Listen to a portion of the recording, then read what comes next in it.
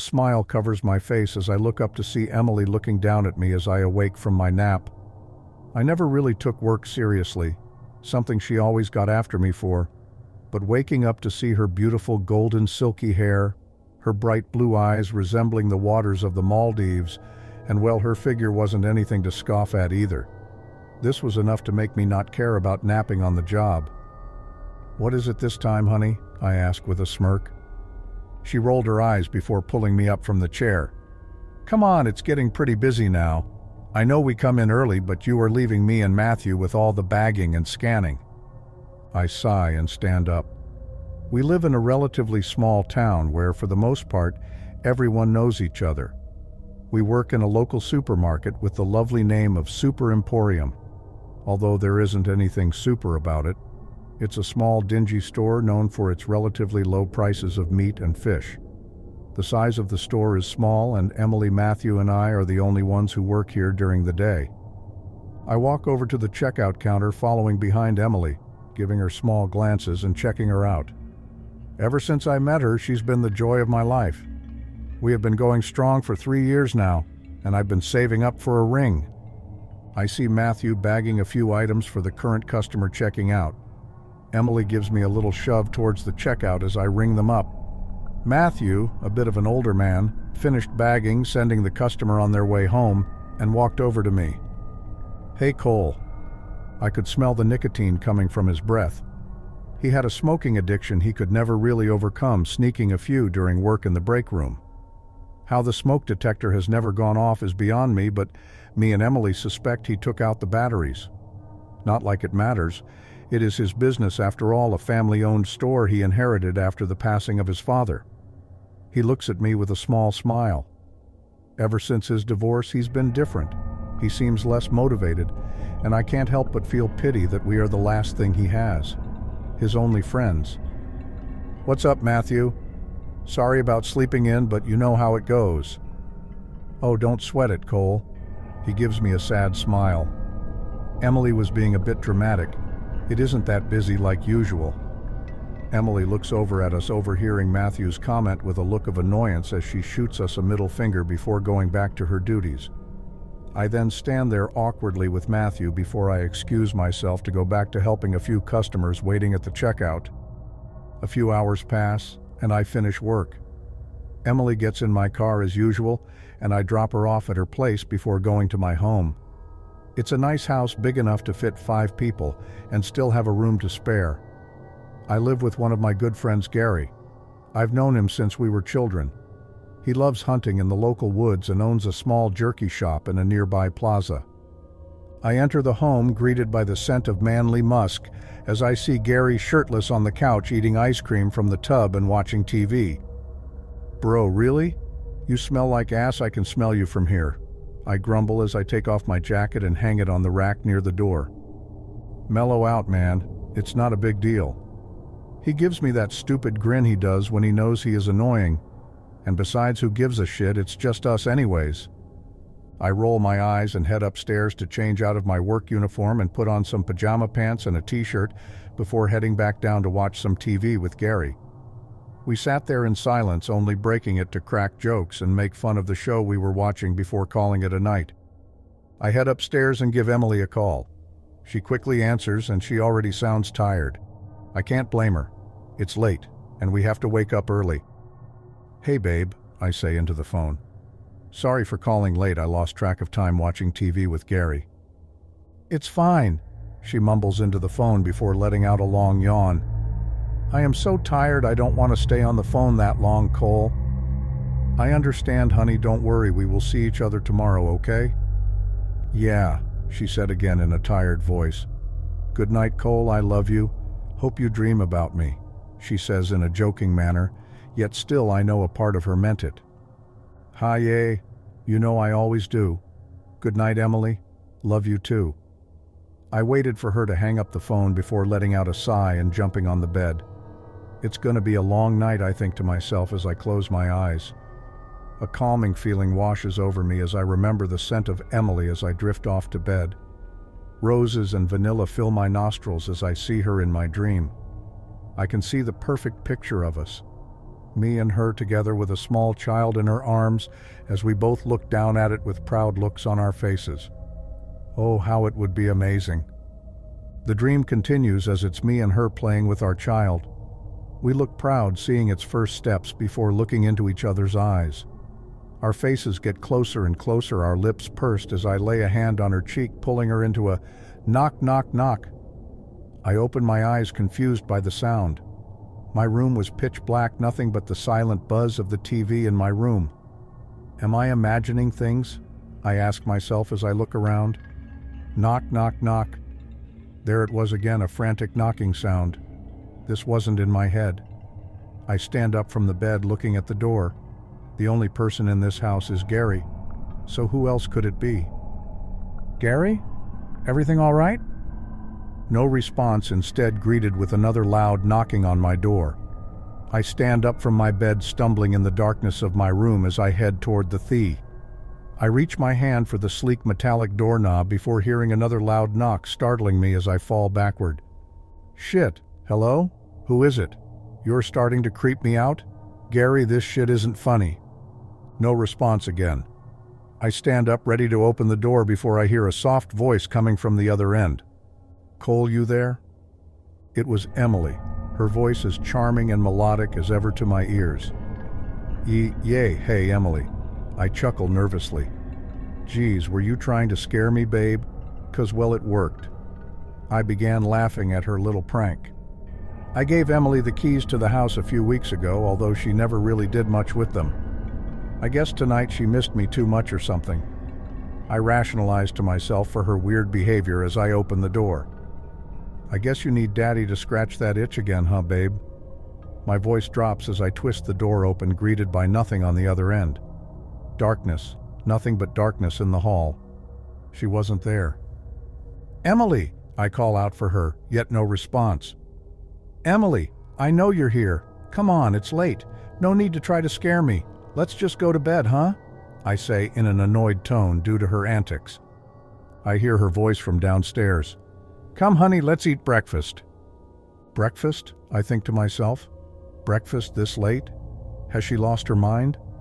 I began heading downstairs when I asked, Emily, is everything all right? Why are just wandering in the house in darkness anyway? I turn on the lights in the kitchen. Nothing. It was empty. My heart sank as I got a weird feeling in my stomach. She was here. She knocked on my door and I heard her voice clearly. What the hell was going on? Gary walks down a few minutes later. What's up with all the racket, Cole? Can you not make so much noise at fucking 4 a.m.? He sounded pissed and the look on his face confirmed that thought. Did you hear her? I ask. Did you hear Emily? What? No? What the fuck are you on about, dude? Go to sleep. Jesus, don't do that weird shit again, man. I know you want to marry the woman, but fucking hell, I am trying to sleep and you are over here screaming, Emily, come to daddy. He mocks me before heading back to his room in a grumble, saying obscenities to me. At any other moment, I probably would have been upset with his attitude, but something was wrong. He didn't hear Emily. How is that possible? Her voice was clear and there was no way I could just imagine something like that, right? I head back into my room paranoid and head back to sleep, waking up the next morning. The day went slow and I went through work as if nothing happened until I couldn't hold it in anymore and confronted Emily about it in the break room. Hey, Emily, did you, come over to my place last night? I asked, unsure about the question myself. No, she said, confused. Why do you ask? Nothing, I just thought I heard you last night, but I never saw you. And Gary said he didn't hear anything either. But I swear I heard you knocking on my bedroom door and talking to me. I say, a little worried now. The events of last night felt too real to be fake. I noticed that Matthew overheard our conversation as he walked over to us. You thought you heard her, you say? But Gary said he didn't? I nod to his comment and respond, yeah. Matthew shakes his head. Emily pays attention to his words as well. I feel her hand on my shoulder as she rubs it, noticing the distress on my face, trying to comfort me. Well, call me crazy, but I am a big believer in the supernatural, he said quietly. Look, Cole, I know you probably won't believe me, but I think you might have a mimic on your hands." I scoffed in disbelief, but a part of me wanted to believe him. What happened last night felt too real for it to just be in my head. What if he is right? "You're joking, right?" I say in shock at his proposition. He shakes his head. "Look, Cole, you have two options. Either you are crazy or it's a mimic. You have all the signs it's one as well. The perfect sound of someone you know, but no clear source knocks on your door. I mean, come on, is it really that crazy?" He chuckles as if he was talking to an idiot. I looked at him with a scowl on my face as much as I wanted to deny it. His words were scaring me. I was never a firm believer of the supernatural, but I always thought maybe, just maybe, there are things in this world we can't understand. "Look, Matthew, I seriously doubt all that. You are speaking out your ass trying to scare me. It was probably just in my head." He shrugs. "Suit yourself, just putting in my input and thoughts. If anything else happens, let us know, all right?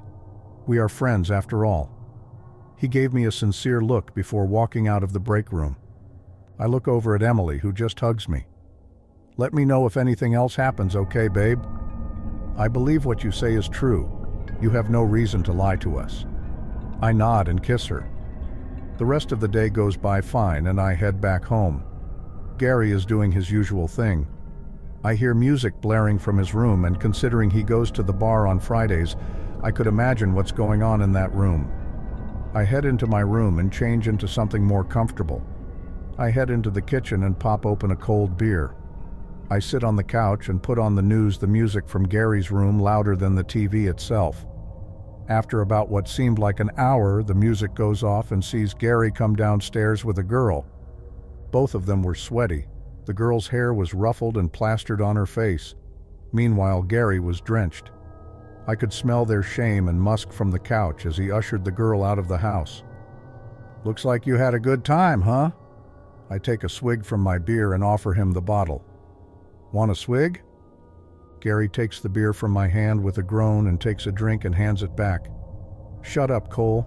I didn't know you'd be here so early." He looks at the clock. "Take that back. I guess I didn't know it would take so long." I laugh and stand up and pat his back. "Yeah, man." Before I head into the kitchen, he grabs my shoulder. "Yo, Cole, about last night?" He had a face of worry. "Everything all right, bro? You seem pretty convinced about all that shit, but I didn't hear none." I sigh and nod. "Yeah, everything is all right, Gary. I probably was just missing Emily, like you said." I didn't want to tell him about the mimic theory Matthew threw at me. Neither did I want to accept that as a reality. Gary walks away and heads back into his room, and I sit at the kitchen table pondering. I was scared to go back to my room and sleep. It was about to be 11 p.m. and I didn't want to move. I didn't want to risk that happening again. Even though I knew it wasn't real, a part of me was doubtful. Fatigue started to get to me. I am overreacting, I think, as I stand up and start heading toward my room. It's late. I got to sleep. This is me being stupid. I walk into my room and lay in bed. I close my eyes and soon I fall into a deep slumber. I dream about Emily again. Well, more so a memory of our first date. I sit with her at the pier of the beach as she smiles at me. "Hey, this was quite fun." Her hands moved closer to mine. "We should do this again sometime. I haven't felt this happy in a while." I nod. Yeah, I agree, this was a nice time." We both look over at the sunset, our hands now touching as we watch the sun go over the horizon. "So beautiful," Emily mumbles. "Not as beautiful as you." I blush a little embarrassed from my cheesy comment, but Emily laughs. "Aw, how sweet. Well, you're not so bad yourself." She jokes as she scoots closer and rests her head on my shoulder. I stroke her hair as the world around us goes dark, the sun now gone. We stay there in the same position before she stands up. "Come on, we should go now. This was fun." I agree, and I try to stand up. I couldn't move. My chest begins to feel heavy as I try to move. I start wheezing as if something is lying on top of me.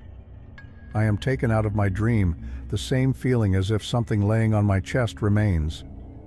After a while, my eyes adjust to the darkness, and that's when I see it. On top of me lay a woman with bruised skin tattered in dirt. Its black hair was matted on its face. Her long, dirty nails caressed my chest as she stared at me with her black, sunken eyes. She then spoke. Her voice was so mesmerizing, like the singing of birds. It was the voice of the woman I love.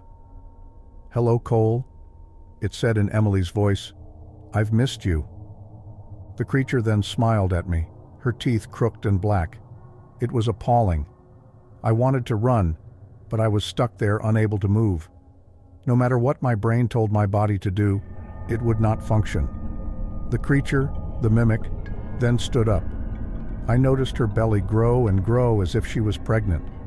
I watch in horror as I watch this unfold. I see a baby begin to crown and the mimic yells. I still can't move or run as I watch this creature give birth to a baby with sickly gray skin and pure black eyes. The baby doesn't cry. It remains silent as tears of this black liquid pour out of its eyes. The mimic brings the baby towards me with a sick smile. "Look, Cole, it's our baby boy." The mimic seems ecstatic about it and brings the baby to me, holding up to my face as I lay on the bed, unable to move, unable to scream for help. I watch as the baby turns its head to me, and in a deep demonic voice, it says, "Papa." Suddenly the baby begins to vomit the same black fluid leaking from its eyes onto my face. I feel a burning pain as this corrosive fluid lands on me. I try to move, I try to cry, but I just can't. The baby then stops, and the mimic then throws it to the side of the room as it splats onto the wall. It didn't care for its life, almost as if it was some sort of tool for it to use. The mimic grabs me by my hair and drags me to the mirror. "Look, Cole," it said in a demented way. The same voice the baby had, no longer hiding its true nature and hiding behind Emily's voice. "You are as beautiful as me." I see my face in the mirror, and the skin on my face flayed. I could see the muscles of my face. Parts of the muscle were completely gone, revealing the bone underneath. The mimic brushes its nails against my face and pierces my eyes. The pain was unbearable, yet I could not scream. I could feel my blood run down my body. I wanted to cry. I wanted this nightmare to be over. I just wanted my life to be normal again. The rest of what happens is a bit fuzzy. Since I was blinded, I did not know what other torture the mimic made me go through. All I was able to do was feel it, but eventually my brain just shut itself off. I awoke in the morning back in my bed. I look around, touch my face, and notice my vision is back. I look around, the blood stain of the baby now gone. It was as if nothing happened. I head over to the bathroom and look in the mirror. My body was untouched. I looked around for any sign of what happened last night, but there was nothing to show for it. I head downstairs to see Gray, who immediately shoots me a weird look. "God damn, bro, looks like you've seen a ghost," he says with a little bit of a worried look. "Yeah, well, I guess that's one way to put it," I reply as I grab the coffee pot and serve myself a cup. I look back at him, seeing his worried face. I want to tell him, but I am scared he will think I am crazy. "It was just a bad dream, that's all," I lied, trying to give him some closure about me. "Besides, I don't look that bad, just lost a little sleep, that's all." I grin and walk out of the kitchen before he could respond, not wanting to talk about it. I walk out of the house, mug in hand, and get in my car. I start driving, not knowing where I'm going. I begin to break down in tears. I can't figure out what's happening to me. This thing, it won't leave me alone. I haven't said this, but I see it in the corner of my eye now, watching. As I drive, I can see it in the rearview mirror, sitting in the back seat. I can't escape it no matter what I try. It stays with me, idle, waiting for me to sleep, and I hear a yell and my tires screech to a halt as I feel my car go over a bump. I get out of my car and see a woman holding her child on the floor. I can't wrap my head around it as I look back at my car, noticing the street streaked with red tire marks on the floor. The baby's head looked abnormally flat, with blood littering the floor like some kind of horror movie set. I keep looking back and forth, barely able to hear the gurgles of the dying mother. All the creature did was smile. Why was it following me? What does it want from me? Why won't it just kill me? I look back at the mother and baby and am left with no other option. I get in my car and drive away. I keep driving, my mind blank, unable to believe what I just did. I didn't dare look at my rearview mirror anymore. I knew it was there. I didn't have to look. It was breathing down my neck. After a long drive, I arrived back home, not even bothering to say hi to Gary. I run into the bathroom and lock myself in as I begin to vomit, disgusted with myself. How could I just leave those two to die? Jesus, I killed a child and its mother in a hit and run, I thought to myself as I continued to vomit. I look up at the mirror to see it behind me. The same being pretending to be the girl I love, except this time it was slightly different. It no longer looked like her, but instead a decaying corpse to run down to even figure out how she looked prior. I turned around to face it as it stood there idle. It was missing an eye, its flesh rotten and filled with maggots and worms wriggling under the gray paper-thin flesh. Its face bore a smile too wide for any human to manage. There were no teeth, just gums. I look away from it as I vomit again from its putrid appearance, and I feel it touch me as it whispers to me in Emily's voice. "You did good there, Cole. You did exactly what I wanted." I turned around screaming, trying to push it away, but it was gone as if it was never there. I began to cry. I couldn't take it anymore. This thing made me a murderer. It's as if it's living in my mind. After a while, I leave the bathroom with my brain in shambles as I just walk into my bedroom and lie down. I was nothing but a vegetable for the rest of the day. I didn't pay much attention, but managed to hear Gary telling me he was going to stay over at a friend's house. I didn't see the creature for the rest of the day. Later that night, I got a call from my girlfriend. I answered, waiting for her to speak first. "Hey, Cole, is everything all right? I am worried about you, babe. You missed work today. You want me to come over?" she said in her sweet voice. But for me, it was nothing but haunting as my heart sped up hearing it. I couldn't tell if it was her or that mimic, creature, demon, whatever it was. I took a deep breath and finally responded after a long pause. "Yes, Emily, I would like you to come over. I've been having issues with the mimic or whatever. Maybe it is all in my head and having you over might help put me at ease." I rationalized with myself. After talking to her for a little longer, I hung up the phone. She agreed to stop by around 8 p.m., leaving me with about 2 hours to prepare for her visit.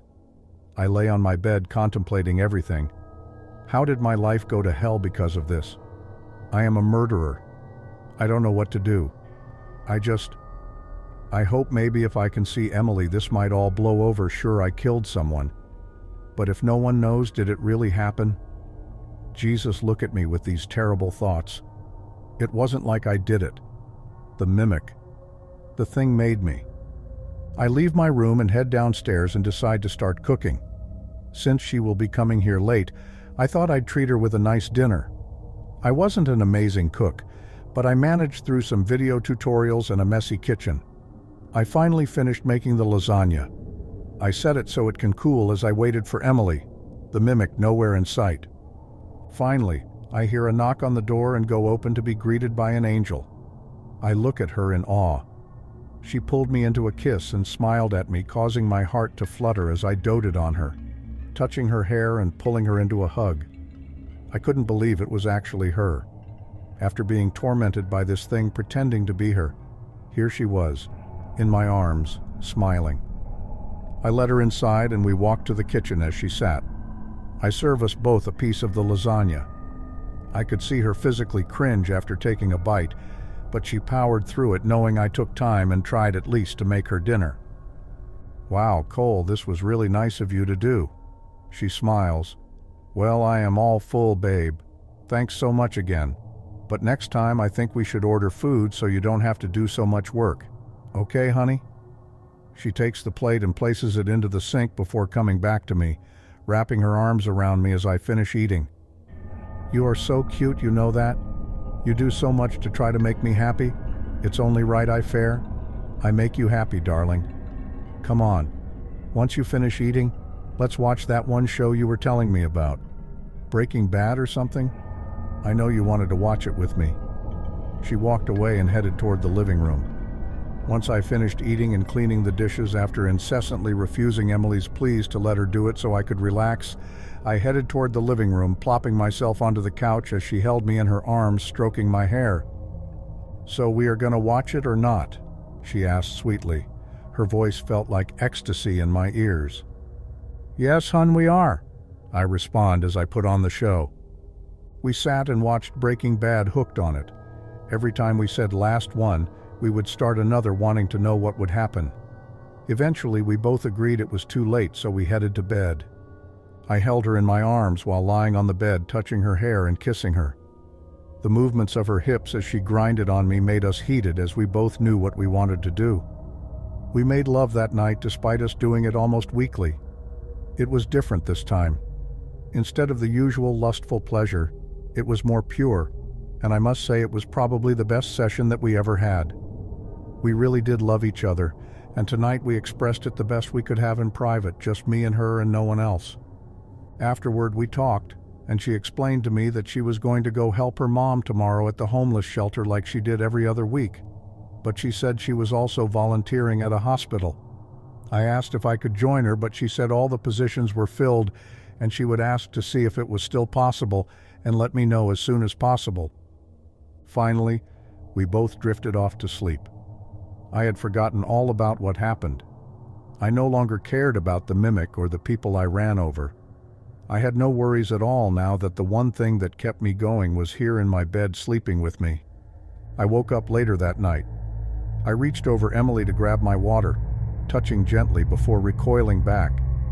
I get off the bed as my eyes adjust to the darkness, and I notice my hands covered in maggots. I yell, wiping them off and turning on the lights to see the mimic in the spot where Emily had been sleeping. It stared at me, its eyes burning into my soul as it stood up with that smile. It looked like it did when I first met it, a woman with her skin covered in dirt and bruised, her deep black sunken eyes, and long dirty nails. "What did you do with Emily?" I yelled in fear and anger. It just stared at me silently before opening its mouth and speaking in Emily's voice. "Cole, are you okay? It's me, Emily," it said as it walked closer to me, reaching its long dirt hand towards me.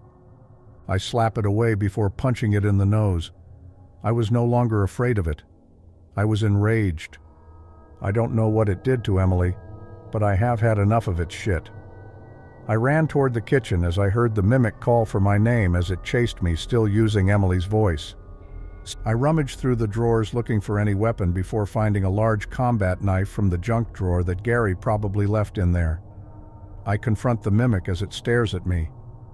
"Cole, is everything all—" I cut off the mimic when I sliced the knife toward it, leaving a gashing wound on its arm. Blood spills on the floor as I watch it writhe in pain, holding its arm. "Cole, what the hell is wrong with you?" the mimic yells in her voice. It was trying to trick me. It still thought it could trap me, but that just left it open for another strike. I slice at it with the knife again as it lifts up its hands to protect its face, causing me to cut through her wrists and arms as I berate it with slashes from the knife. Its yells in Emily's voice pained me to my core, but I knew I couldn't stop. This was my only chance to finally dispose of this demon. I eventually cut its arms and wrists to the point they give away, as it can no longer hold them up. For the first time, it had a look of fear in its eyes. "Cole, please stop, you're gonna kill me. Please stop, we can talk," it yelled in her voice, but I wasn't having it. I tackle it to the floor and get on top of it as I bring down my knife into its chest over and over and over again. Its blood splatters all over me as I continue to jab the blade into its torso. I get off of her thinking it's finally dead as I look down at its body twitching and groaning. The floor is littered with both dried and fresh blood. The room smelt like iron. I look at the knife covered in blood, my clothes drenched in the same red fluid. I look at it as it moves again, trying to drag itself. I grab it by the hair, pulling its head up, and press the knife against its neck. This was it. Finally, the horror will be over. I slowly pull the knife across its neck, savoring the sound of the flesh and muscle getting sliced, watching the blood spill out like an overflowing pool. I finish dragging the blade across a massive gash now through its neck. I drop it as I hear it gurgling while watching its last few moments alive. It was finally over. It was dead. Patient name: Cole Inwell. Occupation: store clerk. Reason for hospitalization: murder, untreated schizophrenia. Case: murdered Emily Sherman due to a psychotic episode of untreated schizophrenia. Cole believed Emily was a hallucination he calls the mimic. He was found by Gary Warner drenched in blood standing over Emily's body. The cops were called and Cole was soon arrested, where he pleaded insanity. He was tested and put into the Sulcan Mental Institute, where he currently remains. Biopsy later reported that Emily died of excessive blood loss and organ failure. Her body was found with 46 stab wounds and a slit throat. Her family was given all the details except for one that the police department agreed to keep classified. During the biopsy, a 3-week-old fetus was found in her womb. She died pregnant. I drop the file on my desk and sigh as I grab my lab coat and head toward room 132, where Cole Inwell resides. I open the door and enter and see Cole sitting on his bed with a smile on his face. "Hello, Dr. Henderson," Cole replies, looking me dead in the eyes. "Is it time for my meds?" I nod and hand him a small paper cup with different medication and hand him a glass of water. He seemed more happy than usual. I left him in his room shortly after to go fill in some paperwork. The day went on relatively quickly. When I finally headed home, I was greeted by my dog and wife. Before I could set anything down, I received a message on my pager. Cole had taken his own life. I lay down on my couch contemplating. I had heard his story. It was tragic. If he just had the proper treatment, it all could have been prevented. But in the back of my mind, I always had a nagging feeling that what if his story wasn't a lie? What if the mimic was real? I hear my wife call me from the kitchen.